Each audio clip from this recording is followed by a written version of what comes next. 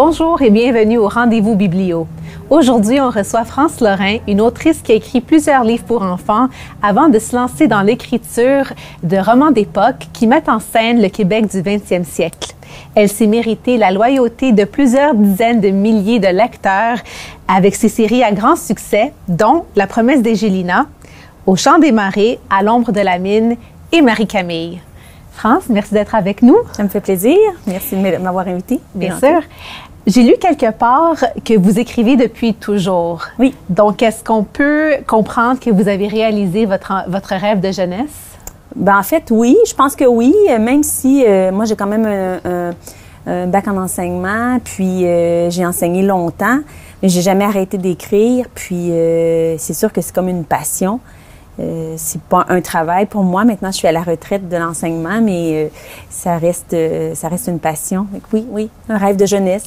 Donc, quand est-ce que vous avez commencé à écrire? J'ai commencé à écrire, j'étais toute jeune, en fait. On a habité en Afrique avec ma famille pendant 4 ans, en Côte d'Ivoire.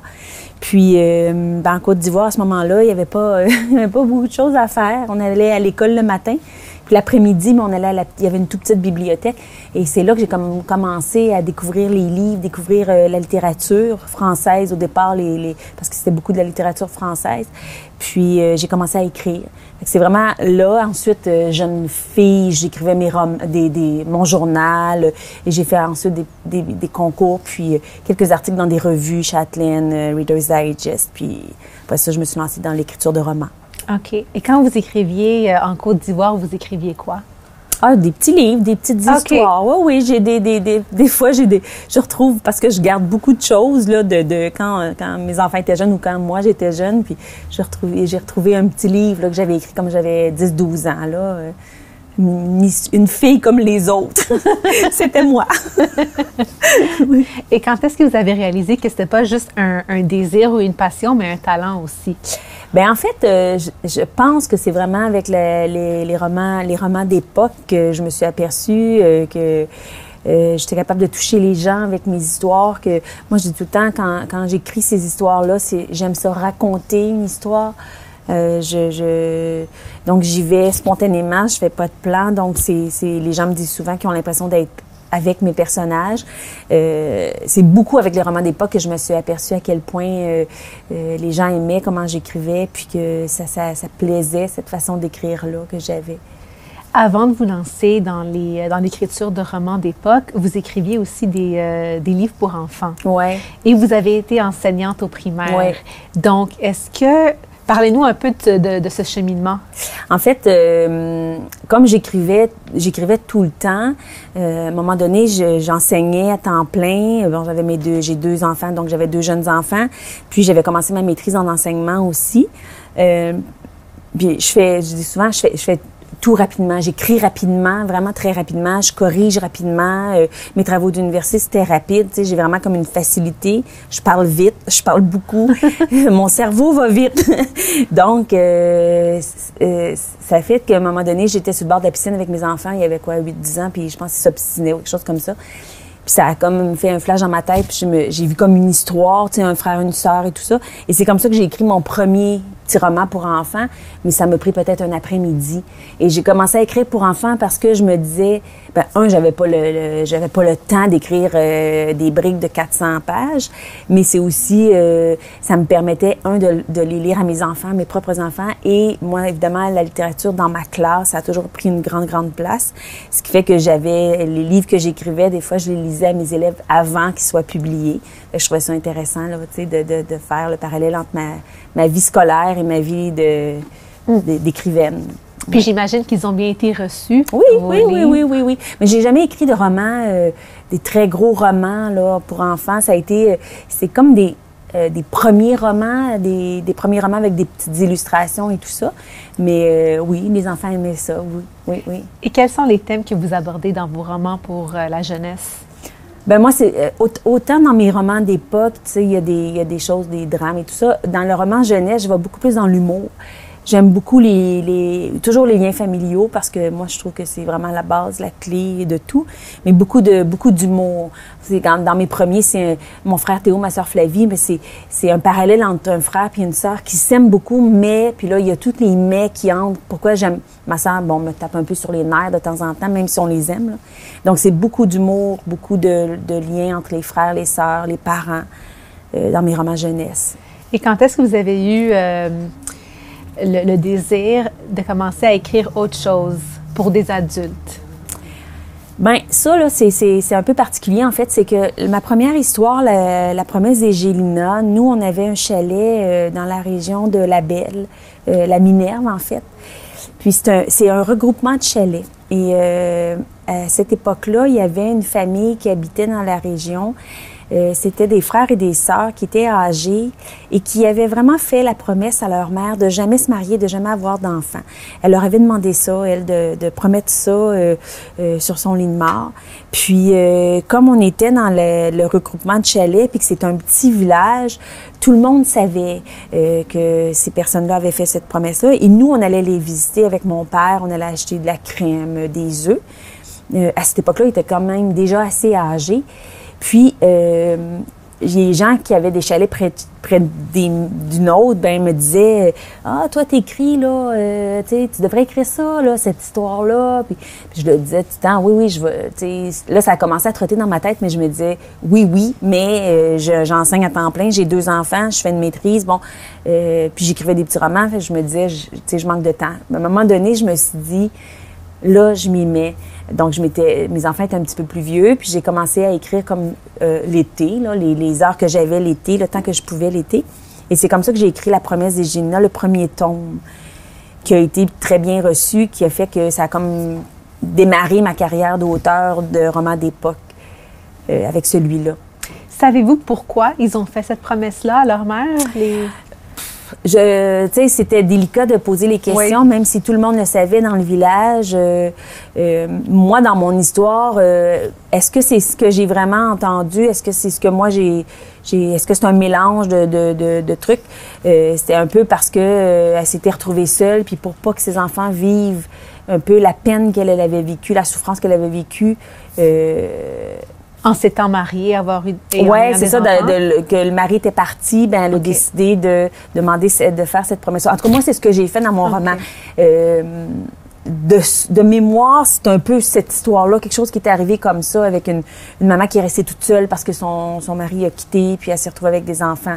Bon, je veux pas m'avancer trop parce que ça fait longtemps que je peux aller dans le village, puis il faudrait que je retourne poser des questions. Ils sont tous décédés, évidemment. Oui. Donc, parlons-en de La promesse des Gélina, parce que c'est la série qui vous a introduit comme romancière au Québec. Et chaque tome s'est vendu à plus de 75 000 exemplaires. Donc, ça vous fait quoi de savoir que vos romans ont connu tant de succès? En fait, je pense que c'est l'ensemble, peut-être 125 en tout, là. Je sais pas tellement les chiffres, je suis pas tellement ça, mais honnêtement, c'est sûr que quand le premier tome est sorti, moi, j'ai écrit ça, puis je l'ai lancé dans l'univers parce que je me disais, tant mieux, c'est fait, puis, si j'en vends 1000, ça va être super. Puis là, mes enfants étaient adolescents à ce moment-là, puis ils me disaient, ah non, maman, tu vas en vendre. Puis, on faisait des gageurs, tout ça. Finalement, c'est mon fils qui avait dit le plus, mais c'est vrai qu'au début, je crois qu'on est rendu à la 12e ou la 13e impression, là, qui s'est retournée sur les presses.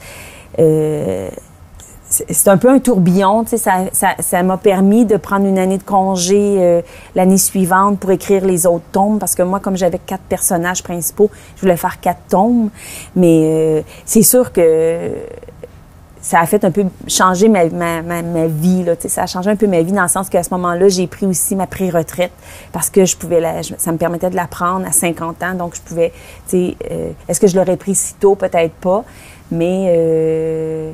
oui, je peux dire que ça a été vraiment très, très bien reçu. Là. Je peux pas me plaindre. Le premier tome est paru en avril 2015 et l'histoire se situe dans les Hautes-Laurentides en 1922. Oui. Pourquoi avez-vous choisi les Hautes-Laurentides comme... en fait, je l'ai fait vraiment j'ai fait vraiment le village où il était situé dans l'histoire. Vous avez été fidèle à l'histoire. J'ai juste pas pris le nom du village parce que je voulais pas que... Comme moi, j'ai pris une idée de la promesse, puis tout le reste était inventé. Je voulais surtout pas avoir de gens qui pouvaient me dire ah, mais c'est pas vrai que la femme du commerçant était comme ça ou que le garagiste était comme ça. Tu sais, je voulais... C'était tout inventé. Je voulais pas créer de malaise. Mais c'est un coin que je connais beaucoup parce qu'on y allait tout le temps quand j'étais jeune. La Belle, Saint-Jovite, c'est vraiment des endroits que j'ai visités beaucoup. Puis moi, j'aime ça beaucoup, m'inspirer des lieux. Donc, en le connaissant, ben, j'étais capable de même parler de la température, parler de ce qui nourrissait les gens dans ce coin-là. C'est un endroit que j'aime beaucoup aller. OK. Donc, la promesse d'Egelina, c'est justement une promesse que 4 enfants dans l'histoire ont fait à leur mère Rose lorsqu'elle était sur son lit de mort. Oui. Donc, elle a demandé à ses enfants de ne pas se marier et de ne pas avoir d'enfants. C'est ça. Le premier tome, on suit les aventures d'Adèle, une des 4 enfants. Elle a 20 ans, elle rêve de devenir journaliste. Sans trop nous en dire sur l'histoire, parlez-nous un peu d'Adèle et de son parcours dans le livre. En fait, Adèle, c'est la 3e de la famille. C'est celle qui est la plus fonceuse, je dirais. Puis, c'est un peu cocasse dans le sens que quand j'ai eu terminé d'écrire le premier tome de La promesse d'Egelina, Adèle était enseignante. Parce que moi, je suis enseignante, puis je me disais, ça va être, tu sais, je connais ça, donc je vais la faire enseignante. Puis au moment où j'ai déposé que j'allais envoyer mon manuscrit à des éditeurs, il y a Jean-Pierre Charland, qui est un autre auteur de romans d'époque, qui a sorti une série qui s'appelait Félicité, qui racontait l'histoire d'une enseignante au début du 19e siècle. Du 20e siècle, pardon. Puis là, je me suis dit, je peux pas, moi, arriver avec un livre qui a le même thème. Donc, j'ai pris une année, j'ai attendu un autre été pour retravailler. Et c'est là que j'ai décidé de la faire journaliste, que Adèle deviendrait journaliste, parce que j'ai toujours aimé les mots, puis parce que c'est probablement quelque chose que j'aurais aimé faire, tu sais, si j'avais eu plusieurs vies. Des fois, je pense que j'en ai pas assez d'une, mais c'est sûr que ça, c'est quelque chose, un métier qui m'aurait plu beaucoup, journaliste. Donc, comme elle ne pouvait pas être enseignante, elle devient journaliste. Et elle devient journaliste un peu avant-gardiste, dans le sens que à cette époque-là, il y a eu des choses qui se passaient dans les régions au niveau des communautés, de la communauté juive, qui étaient mal reçues. C'était difficile, ça commençait parce qu'on commence un petit peu, on approche de la de la Deuxième Guerre mondiale à un moment donné. Puis c'est sûr que là, il y a plein tu sais, moi, je fais beaucoup de recherches de ce qui se passait dans la région où je situe mon histoire. Puis je voyais des choses qui étaient comme un peu, oh, mon Dieu, c'est que ça me surprenait beaucoup. Donc, Adèle a un peu de moi dans le sens qu'elle fait beaucoup de recherches. Puis quand elle voit quelque chose qui est pas illégal, mais quelque chose qui la révolte ou qui est offusquant, elle va aller jusqu'au bout pour faire la part des choses, puis essayer de nommer ça dans les journaux. Puis, elle rencontre un certain jeune homme à un moment donné dans l'histoire. Qu'est-ce que vous pouvez nous dire là-dessus? Bien, ce que je peux dire, c'est que dans le fond, ces 4 enfants-là ont fait la promesse à leur mère de jamais se marier, de jamais avoir d'enfants. Ils ont fait ça dans mon livre entre 9 ans et 15 ans, ce qui fait qu'en 1922, moi, on fait un saut après une ellipse. Dans le fond, ça commence à 1922, ils font la promesse. Mais en 1930, l'histoire commence avec Adèle qui a 20 ans. Faire une promesse à 15 ans, 12 ans, 9 ans, c'est facile, tu sais, quand maman va mourir puis tout ça. Mais quand tu arrives à 20 ans, c'est sûr qu'en 1930, les femmes, c'était on se mariait puis on avait beaucoup, beaucoup d'enfants. C'était pas maman allait travailler. Donc, Adèle, évidemment, à 20 ans, a des besoins amoureux, de tendresse et tout ça. Et elle rencontre quelqu'un. Ce que je peux dire, c'est que parmi les 4 enfants, il y en a un de ceux-ci qui va briser la promesse. Un peu comme ce qui est arrivé dans la vraie histoire. Il y a quelqu'un un des enfants, ils étaient 5, mais Est-ce que ça sera Adèle? Je peux pas vous le dire. Ce que je peux vous dire, c'est que effectivement rencontre quelqu'un. J'essaie, moi, j'aime pas tellement écrire des livres qui sont à l'eau de rose, un peu trop harlequins, là. Donc, j'essaie que ce soit assez réaliste aussi, là, dans mes histoires d'amour, malgré l'époque. Mais les femmes n'étaient pas tout le temps... Il y avait des femmes qui étaient plus fonceuses que d'autres à cette époque-là. Pas la majorité, bien sûr, mais Adèle en est une. Quels sont certains thèmes qui sont abordés dans ce livre-là et dans la série au complet? Bien, c'est sûr que dans la série au complet, on a la fratrie, là, c'est les relations familiales. C'est comme un huis clos. Ces 4 enfants-là vivent dans la même maison. Ils sont un peu sous le joug de Florie, qui est celle qui était la plus vieille au moment où elle a fait la promesse, où ils ont fait la promesse. Et Florie, c'est comme la gardienne de la promesse. Et c'est comme tout un petit... C'est comme le village, la famille, tout le monde sait ce qui s'est passé. Alors, les autres, c'est comme... Ils sont vraiment comme dans leur relation entre eux. C'est haine, amour, parce que ils vieillissent, puis... Ils se rendent compte que ce qu'ils ont promis enfant, c'est pas si facile. Mais on a Florie qui, elle, est déterminée à ce que cette promesse-là soit respectée.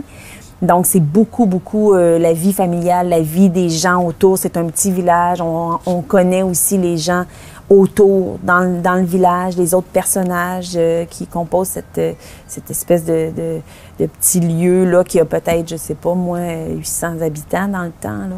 Mais sur des terres, donc on est éloignés un de l'autre. Puis on travaille beaucoup l'agriculture, évidemment. C'était l'agriculture dans les Hautes-Laurentides. On a Édouard qui, lui, va ouvrir une beurrerie dans son village. Donc, tout tourne autour de ça, là. Édouard, c'est le protagoniste du deuxième tome. Oui, c'est ça. Oui. Édouard, c'est le deuxième. C'est le deuxième aussi en âge dans la fratrie.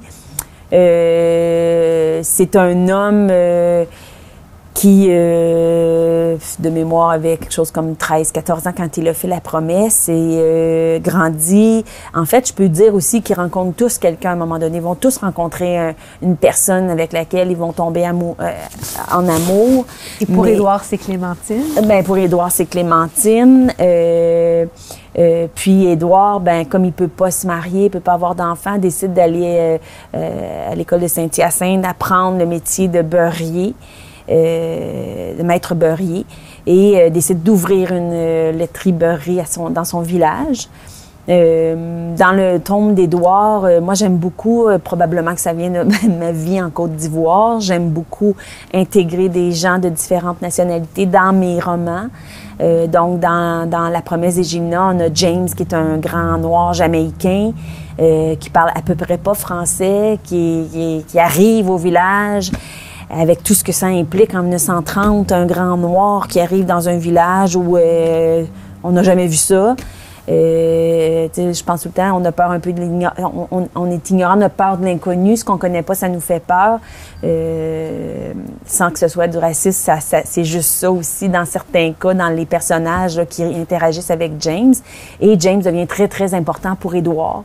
Et dans cette série-là, dans ce tome-là aussi, je travaille beaucoup. Il y a un personnage qui fait du diabète juvénile.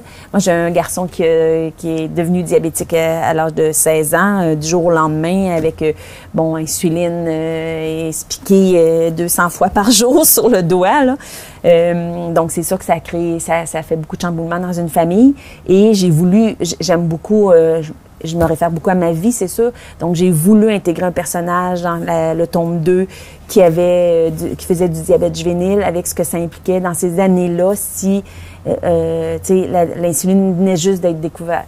Ça venait juste d'être découvert. Puis, avant, en faisant les recherches, je m'apercevais à quel point c'est une maladie. C'est encore une maladie qui est extrêmement difficile, surtout le type 1.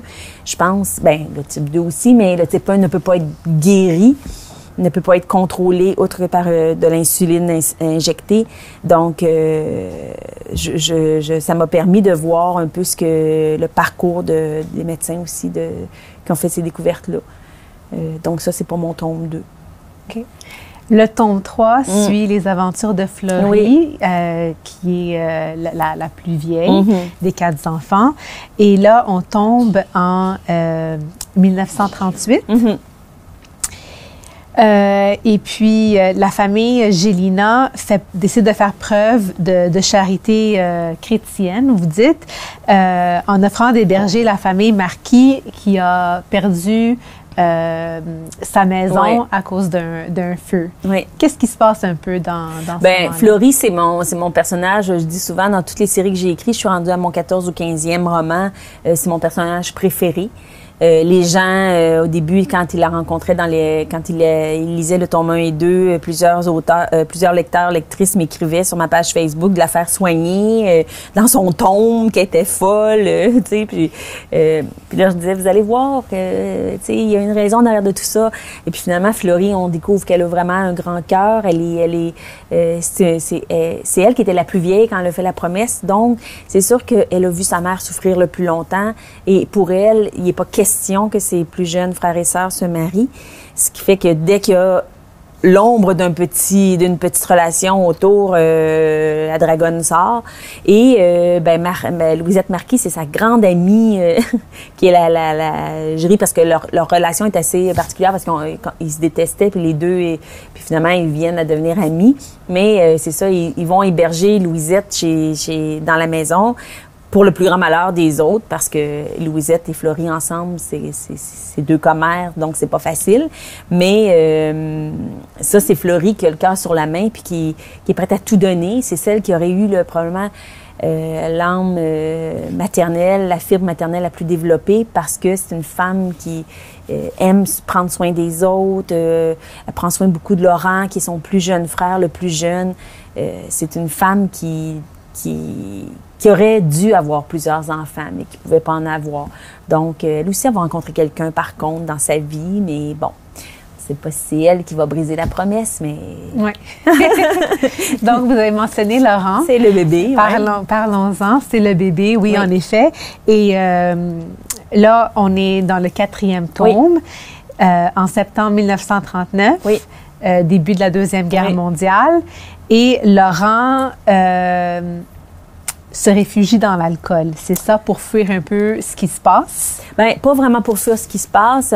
Laurent, sans en dévoiler trop, c'est quelqu'un qui vit une situation qui est particulière à cette époque-là au niveau de sa vie personnelle. Donc, c'est un jeune homme qui avait 9 ans, qui est pas bien en société, qui préfère être avec ses animaux. Lui est vraiment agriculteur. C'est lui qui s'occupe des animaux de la ferme. Il leur a donné un nom à son cochon, à sa truie et tout ça. Donc, puis Laurent, en cachette, c'est ça, essaye de noyer une certaine peine, une certaine douleur, des questionnements qu'il a. Donc, c'est sûr que c'est en cachette de ses frères et sœurs, là, parce que ça non plus, c'est pas quelque chose qui est admissible pour Florie. Florie, il faut être parfait, il faut aller à l'église le dimanche. Donc, Florent, il vit, c'est ça, des tourments qui sont durs à supporter. OK. Ouais. Est-ce que vous pouvez nous donner 1 ou 2 exemples? Bien, je ne veux pas trop en dire, mais c'est sûr que pour tous les enfants, dans toute cette histoire-là, il y a le fait que le père est disparu, puis on ne sait pas il est où, mais Laurent, lui, a peu de souvenirs de son père parce qu'il avait 9 ans, mais c'est celui aussi qui a peu de souvenirs de la détresse de sa mère, ce qui fait que lui aimerait retrouver ce père-là pour savoir un peu, les raisons de son abandon.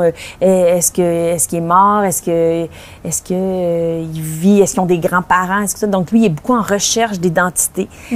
Donc, ça, c'est un des tourments qu'il a.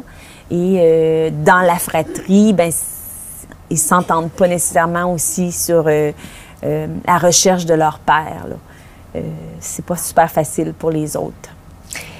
Votre premier tome a été publié en avril 2015, le 4e en août 2016. Donc, en 1 an, vous avez écrit la série au complet.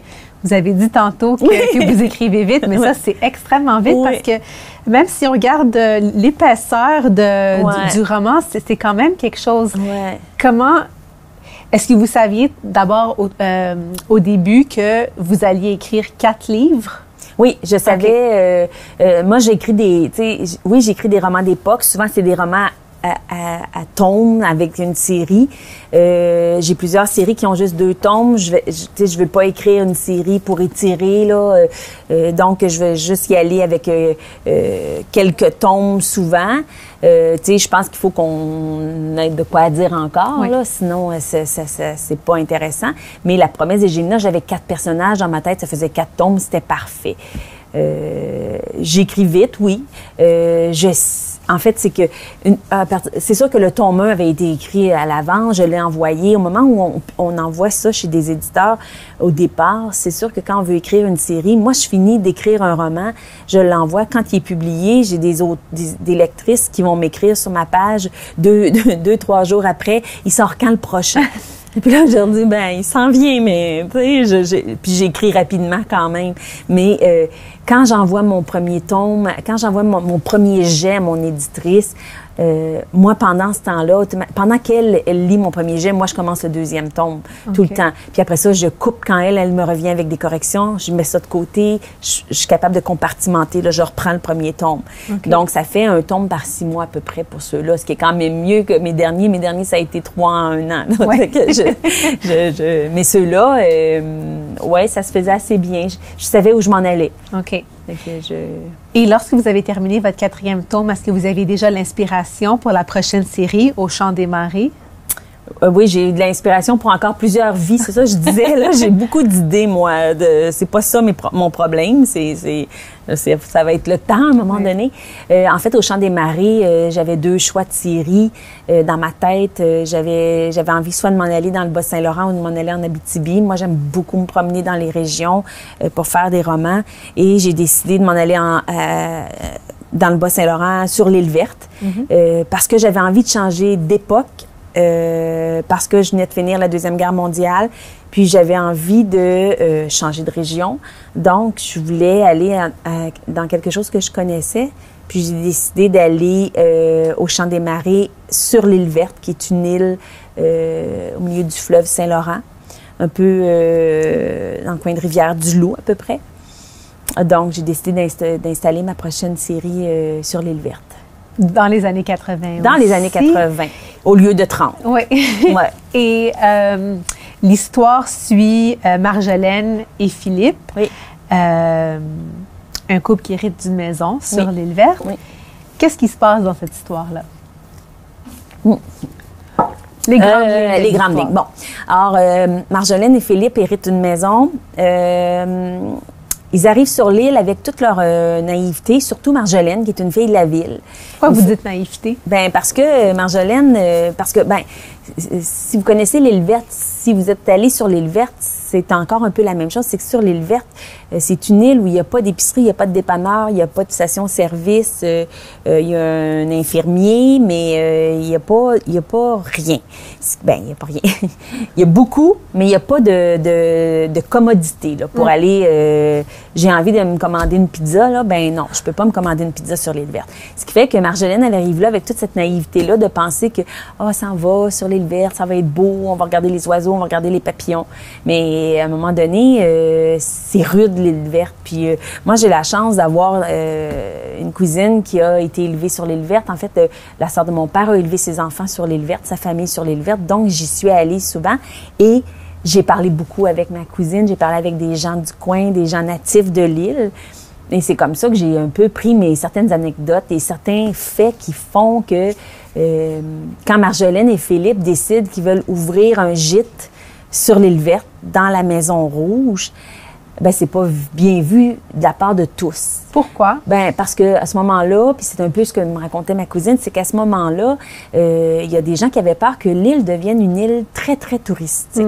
Puis qui dit beaucoup de touristes, on sait ce que ça peut faire. On l'a vu un peu pendant la pandémie en Gaspésie, c'est des déchets qui vont traîner, du bruit, de la musique, alors que c'est une île où les gens, c'est vraiment un havre de bonheur. Là. Ouais. Je veux dire, on va là, puis on se sent coupé du monde. monde. Mais il y avait aussi des gens qui avaient envie d'avoir de la visite, d'avoir du tourisme sur l'île parce que, veux pas, à un moment donné, les petits restaurants qui se sont ouverts, peu, mais quelques-uns.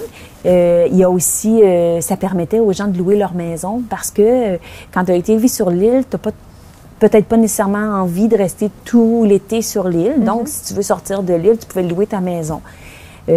Alors, Marjolaine et Philippe, eux, se butent un peu à ça, à cette espèce de dichotomie de gens qui veulent, il y en a qui veulent pas. Et, il y a aussi tout, dans ce premier tome-là, toute il y a une question, moi je disais tout le temps, je reviens beaucoup avec la fratrie, avec les relations familiales. Marjolaine, elle a une grande sœur qui s'appelle Sophie, qui habite dans l'Ouest canadien, qu'elle n'a pas vu depuis 5 ans, et n'ont pas de nouvelles depuis 5 ans. Et elle avait un frère qui est décédé dans un accident. Et elle met le blâme de cet accident-là sur sa grande sœur, ce qui fait qu'il y a comme une coupure qui s'est faite entre les deux sœurs. Et elle arrive sur l'île avec son père, qui les accompagne. Et elle, dans sa tête, elle se dit qu'elle vient de mettre encore plus de distance entre sa sœur et elle, que c'est parfait comme ça.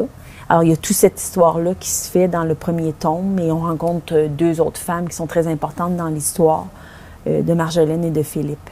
Et qu'est-ce qui se passe un peu dans le deuxième tome? En fait, on continue à suivre les personnages. Hein. C'est un peu sur une île, il y a beaucoup de personnages, mais Sophie, évidemment, Marjolaine ne veut plus voir, mais Sophie va arriver sur l'île avec toutes ses... Sophie, c'est une espèce de femme fatale qui aime beaucoup la chasse à l'homme. Donc, qui aime beaucoup aller vers les hommes et être en 1980, elle n'a pas peur de rien. Puis il va avoir évidemment une clarification et un dénouement par rapport à la mort de leur frère Stéphane. Qu'est-ce qui s'est passé? Pourquoi? Qu'est-ce qui est vraiment arrivé ce soir-là?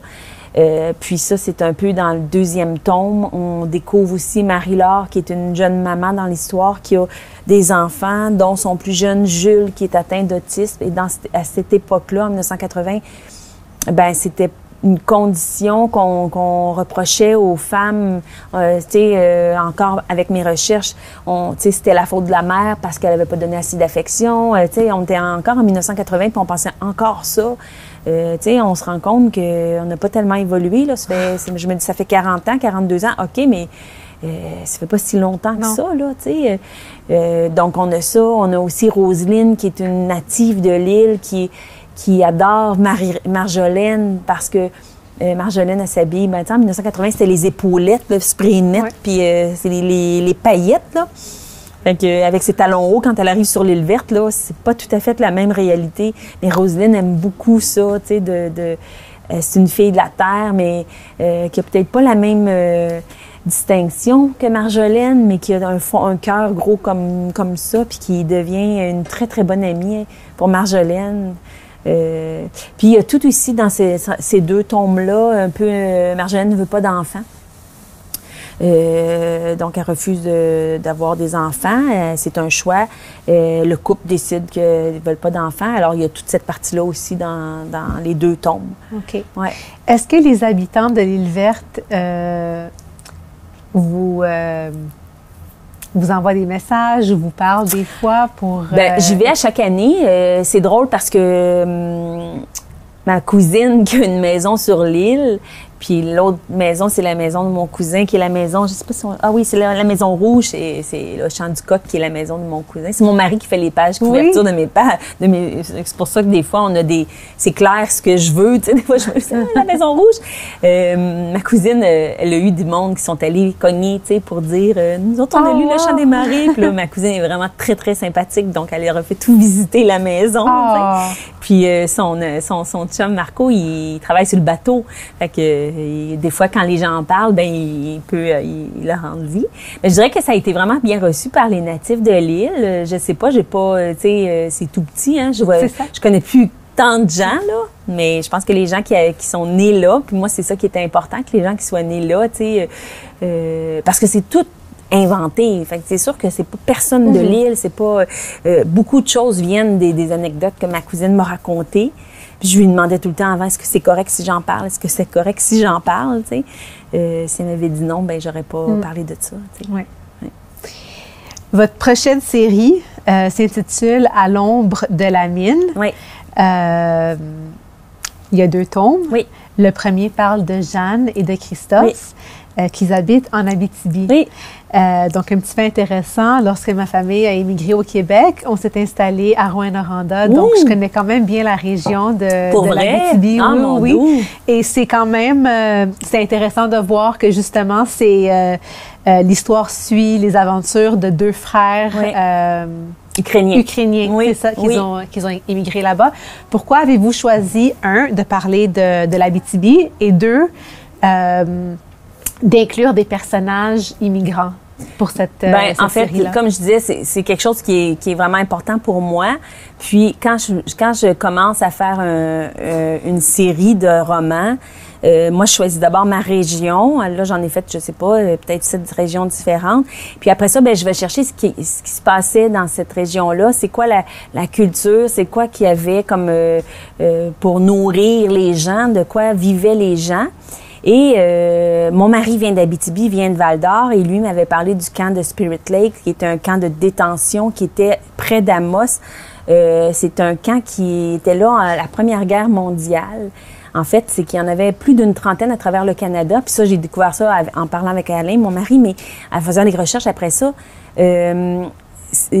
Les gens qui avaient un nom à consonance slave, alors polonais, russe, ukrainien, à la Première Guerre mondiale, les autorités canadiennes allaient les enfermer dans des camps d'internement comme ça, dont un était en Abitibi.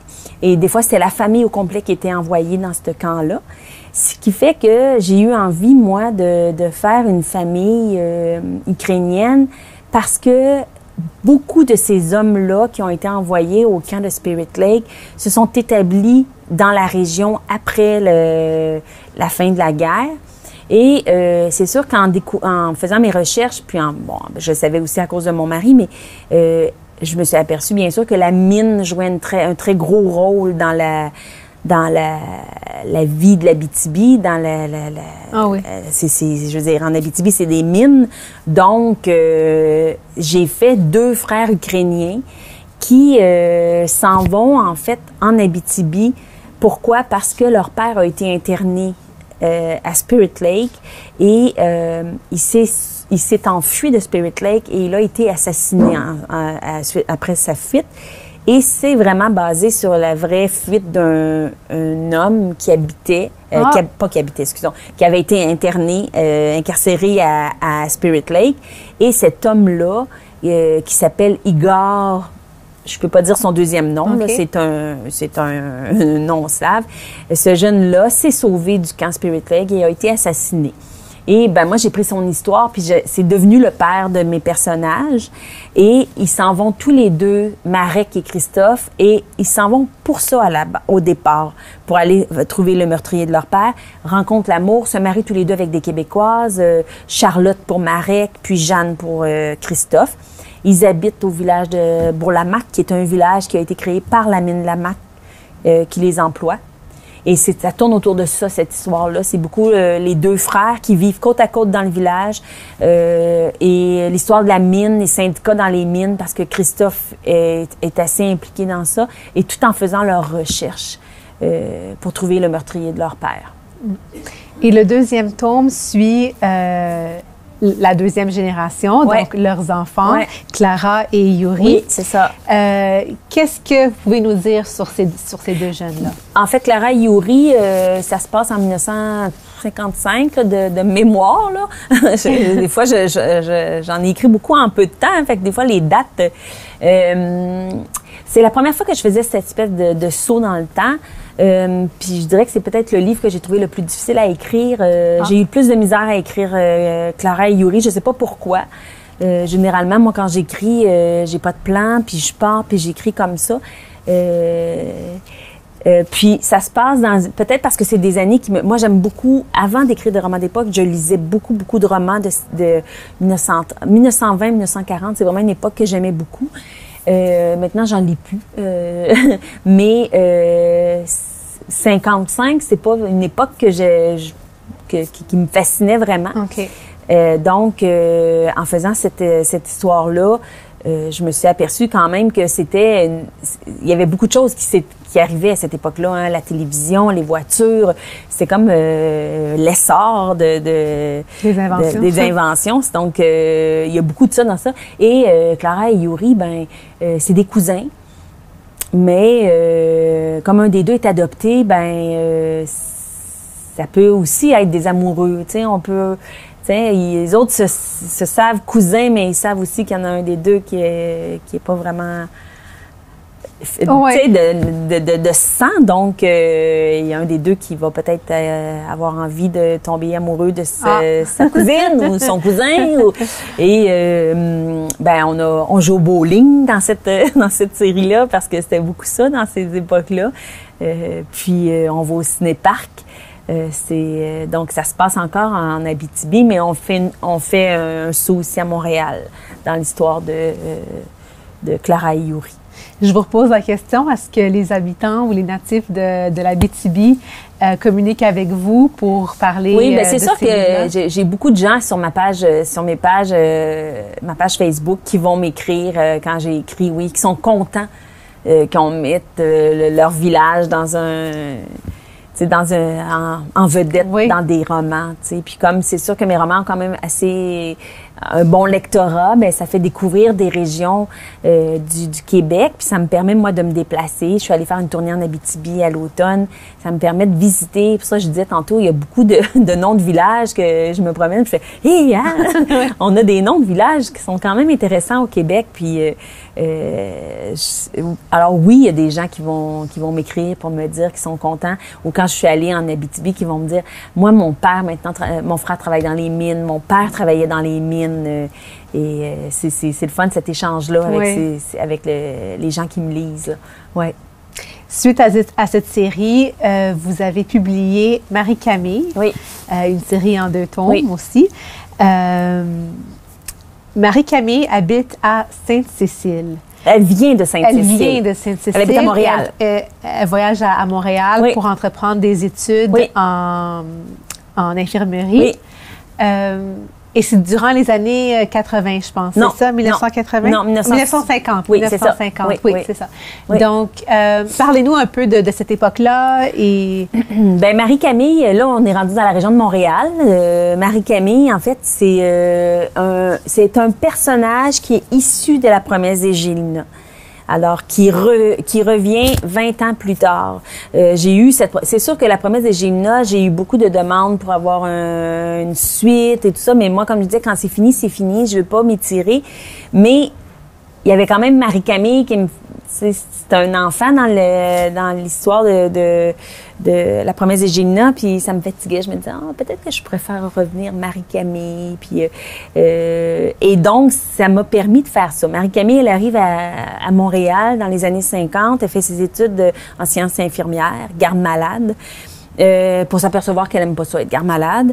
C'est 3 personnages principaux. Donc, il y a Alice, Marie-Camille et Gabriel. Gabriel, c'est un juif séfarade.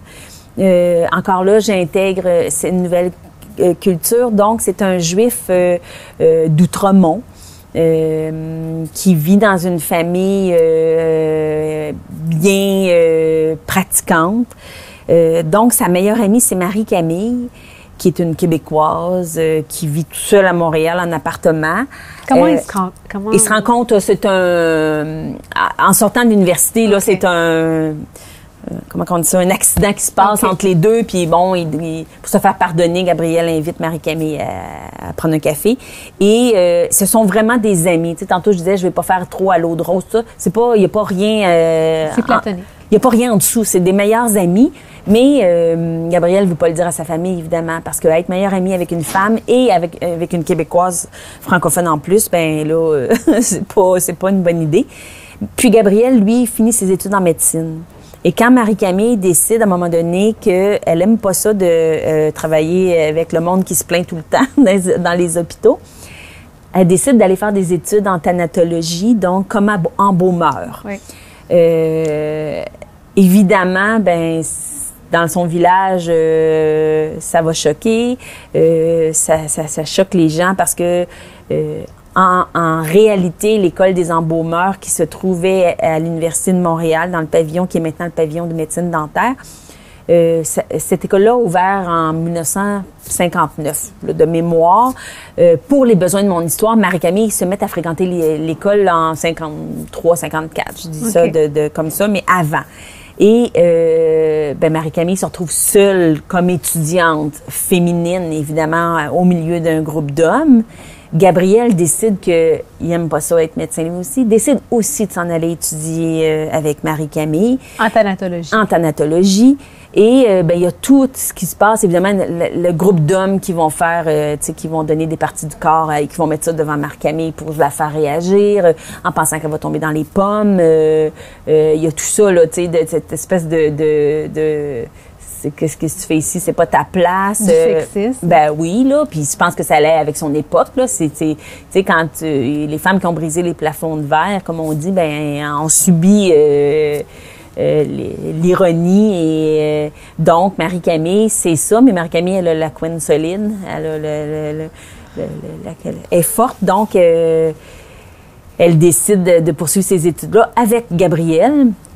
Et le troisième personnage, c'est Alice. Mais Alice, elle, au contraire de ses deux amies, est un peu... elle dérive un peu dans sait pas quoi faire de sa vie. Elle est serveuse dans un café où elle a rencontré Marie-Camille. Consomme certaines drogues illicites qui, tu sais, dans ces années-là, ça commence. Donc, c'est pas évident pour elle, là. Okay. Ça, c'est mon trio, là, vraiment, là. Ouais. Et dans le deuxième tome de Marie-Camille, on retrouve les membres de la famille Gélina. Oui, un peu. En fait, on les voit un peu, là. Même dans le premier tome, il y a des petits sauts quand Marie-Camille retourne dans son village à Sainte-Cécile. Ben c'est sûr que là, on voit les personnages de la famille Gélina. Puis c'est drôle parce qu'il y a des gens qui m'ont connue avec Marie-Camille, puis qui connaissaient pas La promesse des Gélina, tu sais. Puis il y en a d'autres qui ont lu Marie-Camille, qui ont lu d'autres livres à moi. Puis quand je vais dans les salons du livre, qui vont me dire, puis je leur explique que Marie-Camille, ben c'est comme un personnage qui est sorti, puis là, ils sont comme, oh mon doux, tu sais. Donc, on peut le lire individuellement, mais oui, c'est très agréable de faire revivre Florie. Et dans ce deuxième tome-là, Marie-Camille, Gabriel et Alice subissent certains bouleversements. Pouvez-vous nous en raconter un? Bien, en fait, c'est sûr que Marie-Camille, elle a une histoire d'amour qui est pas traditionnelle. Elle n'a pas un métier traditionnel, mais elle n'a pas une histoire d'amour traditionnelle dans ce tome 2-là.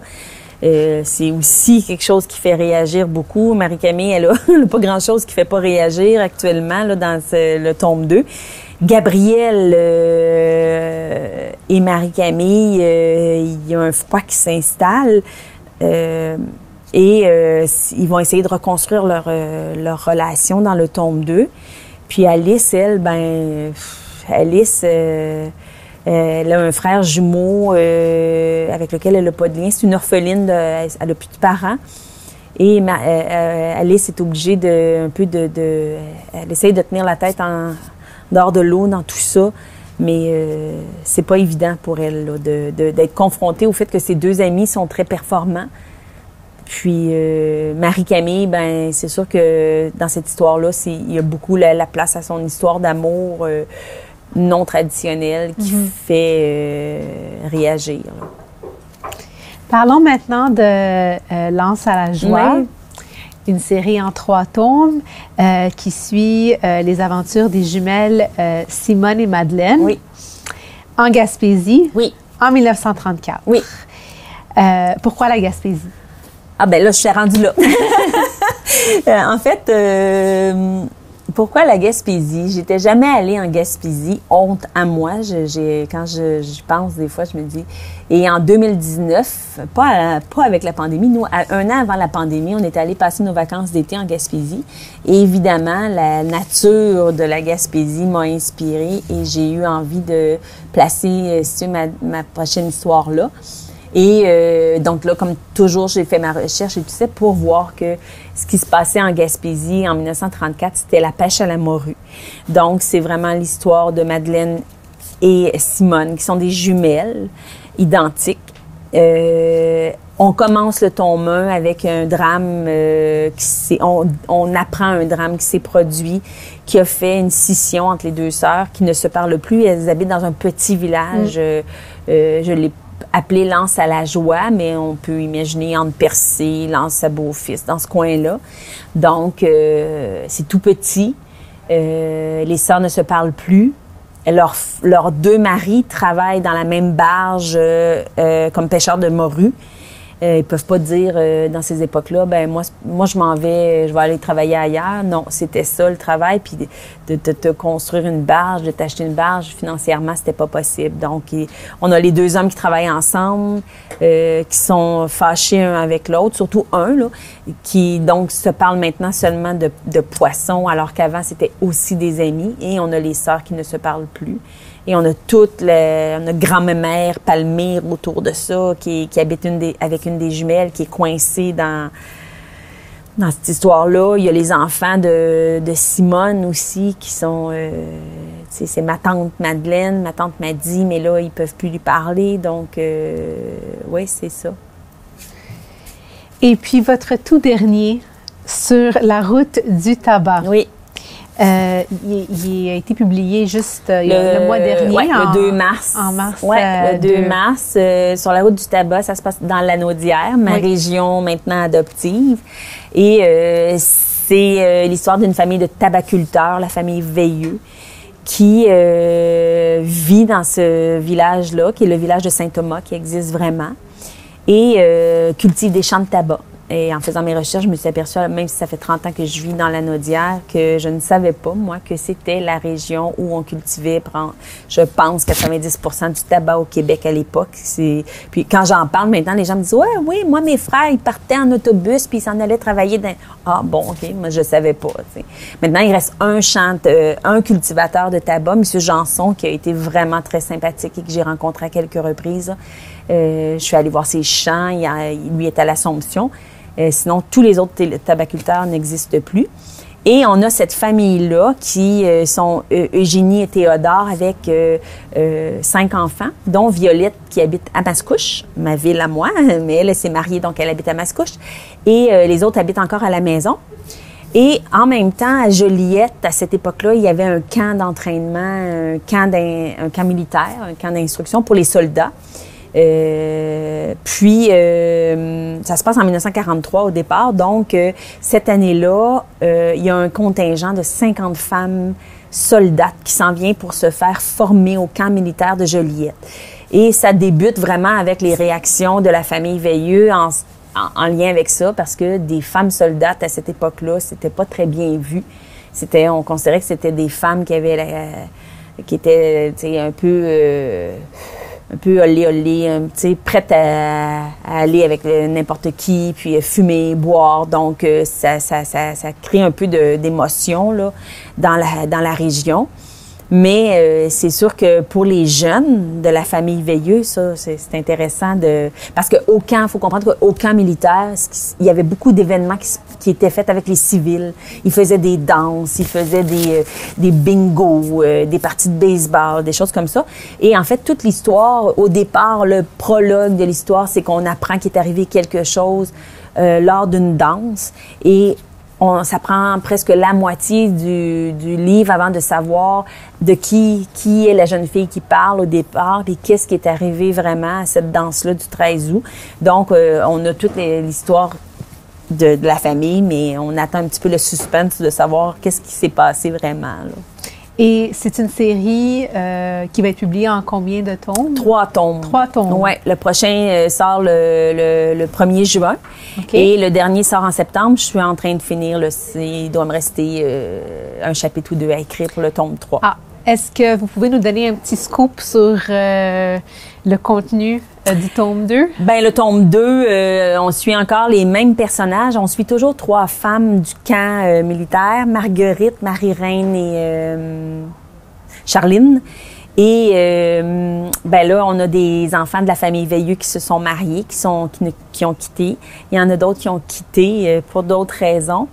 Il y a un gros conflit qui éclate dans la famille, qui fait que les terres sont un peu moins, un peu plus, comment je peux dire, pas laissées à l'abandon, mais il faut trouver des employés pour aider à la culture. Et on a le père Théodore qui devient un peu au niveau, il y a un peu de maladie mentale dans cette histoire-là, dans le sens que il devient dépressif, on ne sait pas trop, il commence à avoir des problèmes, donc il y a l'hospitalisation, il y a l'hôpital aussi dans ce tombe-là. Mais c'est pas tout noir, là. Il y a quand même de la joie. dans mes livres, c'est sûr que dans ces époques-là, je peux pas mettre ça. Tout le monde était beau, tout le monde était gentil. C'était pas ça. La vie était difficile, mais il y a toujours beaucoup d'humour. J'ai toujours un personnage ou deux qui aime avoir des traits d'humour, là, des mots d'humour. Donc, ça, c'est ma dernière série, en fait. Votre dernière série? Non, pour l'instant. Pour l'instant. Non, j'ai déjà. On va vous suivre de près. Ah, oui. France, merci d'avoir été avec nous et merci aussi de nous faire découvrir le Québec à travers vos livres. Ça me fait plaisir. Merci. Merci d'avoir été avec nous. On se retrouve très prochainement pour un prochain épisode.